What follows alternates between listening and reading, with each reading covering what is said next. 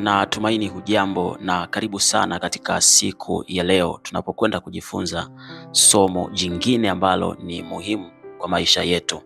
Na nikushukuru kwa sababu umekuwa ni mtu muhimu ambaye umekuwa ukifuatilia na kujifunza masomo haya kila siku katika ukurasa huu. Na leo tuna somo linalosema namna ya kudumisha furaha na amani ya moyo. Namna ya kudumisha furaha na amani ya moyo. Kukosekana kwa furaha limekuwa ni tatizo kubwa sana linalotokea katika jamii zetu kila siku.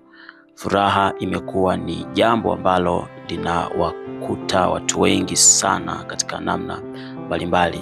Furaha imekuwa ni tatizo ambalo limekuwa likiwakuta watu wengi sana katika jamii yetu. Kukosekana kwa furaha imekuwa ni tatizo kubwa sana ambalo limekuwa likiwakuta watu wengi katika jamii yetu. Na leo tutakwenda kuangalia namna ya kudumisha furaha na amani ya moyo katika maisha yetu. Katika maisha kuna vipindi mbalimbali ambavyo vinahatarisha amani na furaha ya moyo kwa namna mbalimbali. Na vipindi hivi vinaifanya furaha kuweza kupotea kabisa katika maisha ya watu walio wengi, kwa jamii, katika maeneo mbalimbali ambayo tunaishi kila siku. Na sababu mbalimbali ambazo zinaweza zikachangia kupotea kwa furaha hizi ni pamoja na watu wetu wa karibu ambao tumekuwa tukiwaamini na kuwapa nafasi katika maisha yetu. Wamekuwa ni sababu kubwa sana ambayo inachangia kupotea kwa furaha. Sasa leo tunakwenda kujifunza namna 3 zitakazo kufanya wewe uweze kudumisha amani na furaha yako ya moyo. Pengine leo unanisikiliza, kuna vitu ambavyo unaona kabisa wazi ya kwamba vinasababisha wewe kukosa furaha. Ukiangalia kuanzia unavyoamka asubuhi mpaka jioni, unaona wazi kabisa kwamba hauna furaha katika maisha yako. Sasa hizi ni namna 3 ambazo zitakusaidia kuweza kudumisha furaha katika maisha yako. Jambo la kwanza kabisa, amua kuwa wewe ndiye chanzo cha furaha yako. Amua kuwa wewe ndiye chanzo cha furaha yako. Furaha na amani ya moyo ni wajibu wako mwenyewe. Wewe ndiye mtu wa kwanza kabisa ambaye unasababisha ama unaifanya furaha yako kuweza kudumu katika maisha yako. Usijaribu kwa namna yote ile kuacha furaha yako iwe mikononi mwa watu wengine, kwa sababu mahusiano yanapobadilika au mahusiano yanapoharibika kwa watu ambao umewakabidhi nafasi ya wao kuwa ni watu wanaokupatia furaha, inaweza ikaathiri sana changamoto ya wewe kuweza kupoteza furaha yako.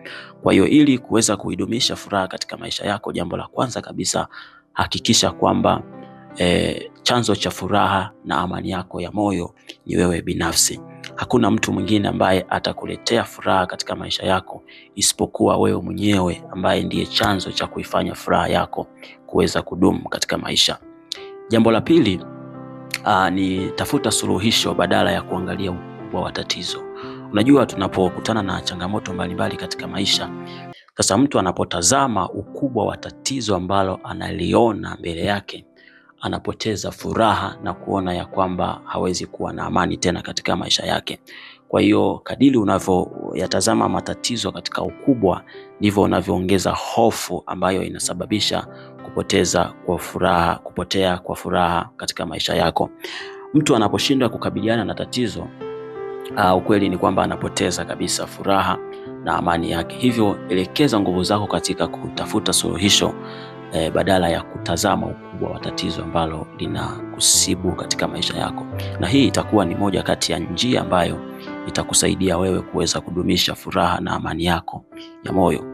Jambo la 3 ambalo ni la mwisho katika haya ambayo nimekuandalia katika siku ya leo ni kwamba zungumza maneno ya matumaini juu yako. Katika moja ya tatizo ambalo linawakumba watu wengi na linalopelekea furaha kupotea ni kukosa maneno ambayo yanaongeza hamasa ya wewe kuwa na. Sasa unapokutana na tatizo lolote lile ambalo linakusibu katika maisha yako, zingatia sana maneno ambayo ni positive, yatakayochangia kuweza kusababisha ama kuhamasisha furaha katika maisha yako. Unapokutana na tatizo lolote ambalo linapelekea kupotea kwa furaha yako, hakikisha ya kwamba hauruhusu changamoto ama maneno ambayo yatakurudisha nyuma. Zungumza maneno ya matumaini, zungumza maneno ya faraja ambayo yatakuhamasisha kuweza kuifanya furaha yako kuweza kudumu katika maisha yako. Natamani kusikia kutoka kwako.